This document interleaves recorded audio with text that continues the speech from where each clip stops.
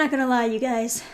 Watching Cruella actually gave me a headache. So it's fun to mention, as a lot of people forget, but 101 Dalmatians already had a live-action adaptation.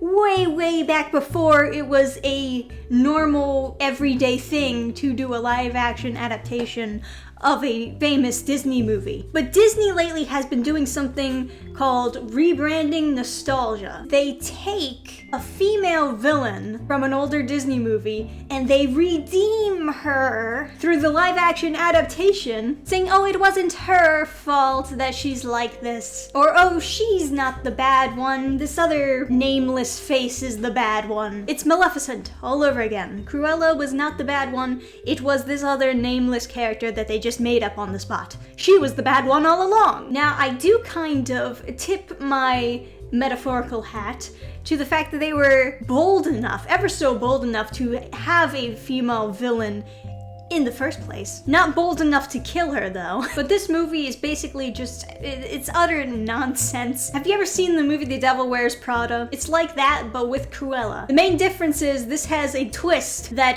Cruella's mother was killed by this fashion villain. And this sounds even stupider when I say it out loud. One of the worst things about this movie is, and I'm sure those of you who've seen the movie have picked up on this. Those of you who haven't seen the movie might not know, but in most of the scenes, the dogs are CGI, and it is definitely in that area of Uncanny Valley. And this is for a lot of scenes where the dogs are in, so it actually started to make me nauseous. Like, it was triggering that part of my brain that activates when you get seasickness. That's what it felt like watching these really weird CGI dogs. And oh my god, I was so shocked to hear how many older pop songs were just shoved into this movie. There's barely any music in this movie that's original. It's all just licensing out random pop songs. They have like, these boots are made for walking, come together, one way or another. It's all just like these very easy songs to get licenses for that they probably already had license for, so they're just reusing it in this movie. Cruella is just nostalgia vomit. They're just vomiting out all this bits and pieces that you've seen in other things and hoping that the nostalgia will trigger in your brain and that you'll actually enjoy it. Now, when they were advertising this movie, you were under the impression this was supposed to be a prequel to 101 Dalmatians? No. This has almost no connection to 101 Dalmatians whatsoever, other than they named some of the characters and made some references to 101 Dalmatians. But without further ado, let us get into the convoluted mess that is the plot. I'll take you through the whole movie. And yes, you can expect some spoilers, but do you really want to watch this movie anyway? So I kid you not, the movie opens up with Cruella being born, and she's narrating. You might be wondering how we got here. Anyway, Cruella was born with her hair black and white, like that, which is kind of an odd choice as far as a movie adaptation goes, because I was kind of under the impression that Cruella dyed her hair that way, like maybe because she was aging, her hair went white, and then she dyed half of it black, and she's eccentric, so she thought it looked cool, you know, she has a thing about black and white. But instead they're just like, nah, she was born with that hair. She was born special. And the beginning of the movie is just a montage going over how special she is. You ever see The Prince of Bel-Air, where he like takes off the school uniform jacket and turns it inside out because there's a cool pattern on the inside and he wants to show it off and show off like how different and cool he is? She does that! And I guess we're just supposed to pretend that that's a really quirky, original idea. Anyway, the kids make fun of her because she has black and white hair.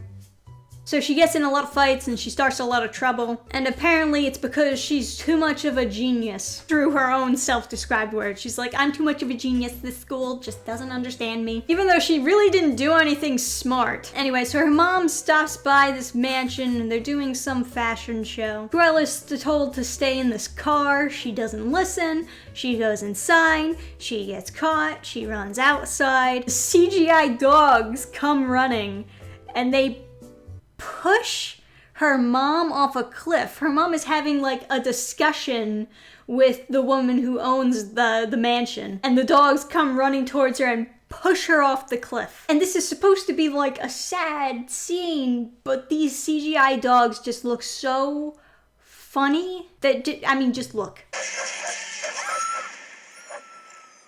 Even the child actress can't stop herself from smiling. So she runs away. And that's when she meets Horace and Jasper. And they end up growing up together and becoming like a family, stealing to get by. And then even when they're adults, they get jobs, but then don't hold down their jobs. They just steal and then fuck off, I guess. So as kind of like a birthday present to Cruella, Jasper ends up getting her a job at a fashion store, which she wants to get into fashion, so she's excited to be working there, even if it's from the bottom, and she gets to work her way up. But oh no, the guy who works there is a white male, and he's a bad man. He just doesn't understand how special Cruella is. But then this other rich fashion girl comes into the store. She's the Baroness. And she is able to see how special Cruella is because she's a woman. So she hires Cruella. And Cruella is actually having a fun time working for her, for the most part looking up to her, until she finds out,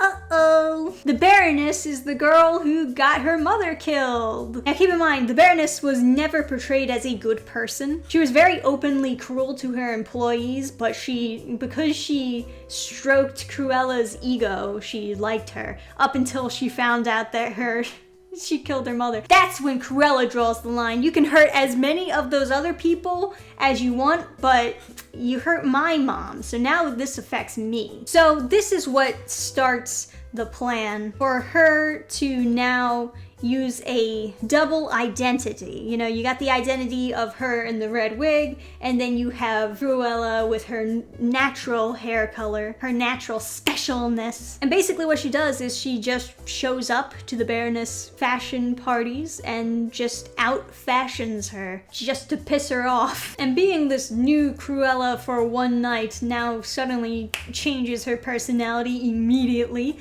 So she comes back home and she's just mean to Horace and Jasper for no reason. She just starts acting like a bitch to them. They're not getting paid to out-fashion her either. Like, it's not like they're doing their own clothing store. At least they don't show their own clothing store. They're literally just doing this to piss her off and get revenge. And I assume that they're stealing everything in order to pull off these stunts, because they ain't got no money. Oh, I almost forgot one of the most cleverly written parts. She's like escaping from one of her out-fashion revenge adventures, and she hotwires a car to get away.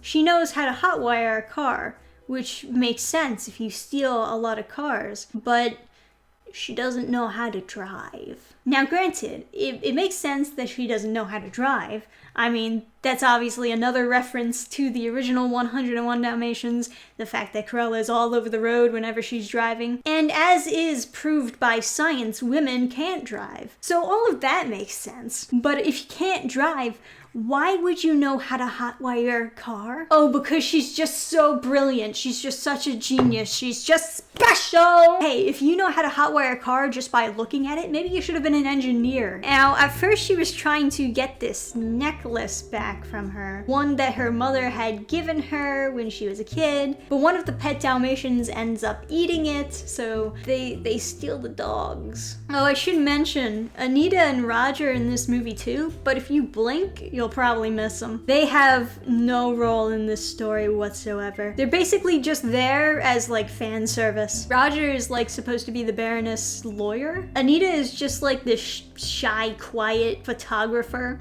who barely says anything. And they kept Roger white, but they made Anita black. They're black and white. Like Dalmatians. Hey, I didn't write it. Anyway, for Cruella's last grand out-fashioning of the Baroness, she like sewed all of these moth cocoons onto a dress, and I guess nobody noticed, but she gave it to the Baroness as her design, and then naturally the moths came out and ruined all her other dresses. So their fashion show was ruined, but across the street they were like putting on a Twisted Sister concert. And sure enough, Cruella comes out with this brand new coat to out-fashion her, and it's based on Dalmatian spots. The Baroness looks at that and thinks, oh my god, she killed my Dalmatians and made them into a coat. And I'm willing to bet that the original writing of the movie was supposed to do that, and then they were like, no, we can't do that, that's too much. So it turns out, no, she did not kill the Dalmatians. The Dalmatians actually like her now. It's like Stockholm Syndrome. So the Baroness responds to this by deciding to kill her. She follows Horace and Jasper to their home, which ended up being pretty easy, actually. Now, the Baroness finds out that her dogs are not dead because she goes to the house and reclaims them. She doesn't even comment on it, like, oh, thank God my dogs are okay, or anything like that. We just gloss over that. She just takes her dogs and leaves. But she sets the house on fire. She plans to kill Cruella and then frame it on Jasper and Horace. I don't know how. They don't go over that part, but I'll just assume, you know, we'll gloss over that. And Cruella is saved by one of the Baroness's henchmen. I don't know how she didn't notice that he was still in the building and helping Cruella. Somehow he went under her nose and saved Cruella. He then reveals that the necklace that she had actually had a key inside of it,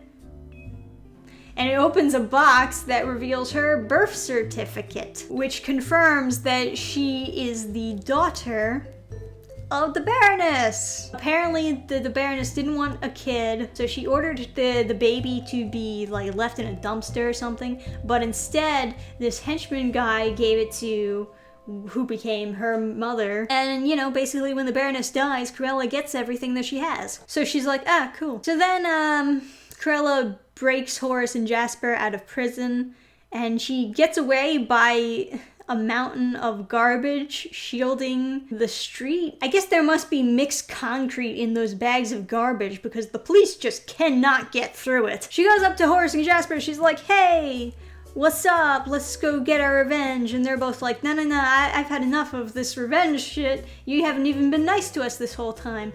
And she's like, look, there's no easy way to say this. And at first I thought she was going to say, I'm sorry for acting like a bitch. But instead she said, I'm the Baroness's daughter. And then they instantly forgive her. She never says she's sorry. She just says that she's her daughter, and then all of a sudden it's like, oh, well, that changes things. And she comes up with this convoluted plan to get the Baroness out of the picture, but she promises that she's not going to kill her because they still want to try to prevent Cruella from actually being a villain in this movie. Even though throughout the whole movie, she's like saying, yes, I am evil. Yes, I am bad. And you know what? It's good. It's cool. I'm edgy. But at the same time, the movie's going like, she doesn't kill anyone. She doesn't kill puppies. She's the one you're supposed to root for. And I get it. I wouldn't root for her if she was a puppy killer, but she is. In the original, she is a puppy killer. If you wanted to make some random Devil Wears Prada fan fiction movie, you could have just done it about anyone. Didn't have to be Cruella. So laughable too, because she's not even obsessed with furs. That was like the main thing about Cruella, is that she was obsessed with real fur. They don't even mention that. The closest they get to mentioning that is when they thought that her Dalmatian style coat was made out of actual Dalmatians. That's it. That's all you get. She never wears fur. But anyway, her convoluted plan. Baroness knows that Cruella's still alive, but everyone else thinks that she's dead.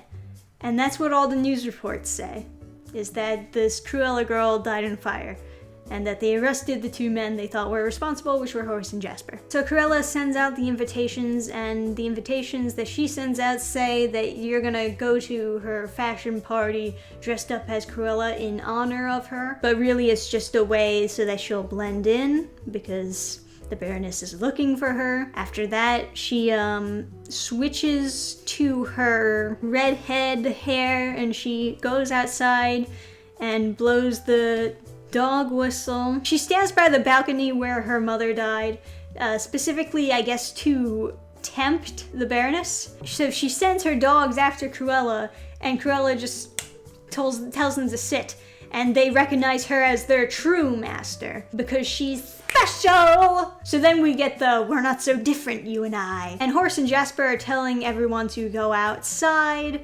I guess they must have called the police also because the police show up. Cruella tempts the Baroness to push her off the ledge, and she does. And everyone sees it because she's completely oblivious to everything else around her. She didn't even notice that there are police cars and people right there behind her, so she gets arrested. But what happens to Cruella? She got pushed off a balcony. Okay, stick with me on this one. So she was specifically trying to get her to push her off the balcony, right? When she did finally fall off, her skirt turned into a parachute. I don't know what the functionality of it was. We just see her pull something, and the next thing we see is she's parachuting down into the water, and she's like, "Oh, my skirt is a parachute." It's just as silly as it sounds. But anyway, so now people think that her in the red wig is dead. So now we get to this point in the movie where absolutely nothing makes sense whatsoever. As Estella, normal hair girl self, they never proved, at least to the police, that she really was the Baroness's daughter. They never did that step. They had the birth certificate, but it's not like you ran a blood test or tested fingerprints or anything like that. And of course, the police never find the body because she's still alive. She parachuted into the water, of course. Just like how they never found Cruella's body. But Cruella shows up and she claims the fortune because the Baroness is going to jail and her daughter willed the fortune to go to Cruella, who people don't know are the same person. Both of those people, Cruella and Estella, the police recognize as dead. How does any of that work? But anyway, they act like it was really a really witty ending. And then after like the pre-credits, there's like a short scene where Cruella has gifted, Anita and Roger puppy Dalmatians, and we can assume that these were babies of her Dalmatians that she now is the rightful owner to, which means that Pongo and our brother and sister. Yeah, I don't need to think about that. This movie was 2 hours long. There's a lot you can do in 2 hours. Don't make the same mistake I did. But what did you think about this movie? Did you like it? Did you hate it? Did you have your own critiques, things that I didn't mention? Any and all thoughts, leave them down below. Thank you for watching this video. I'll see you next time, guys. Bye!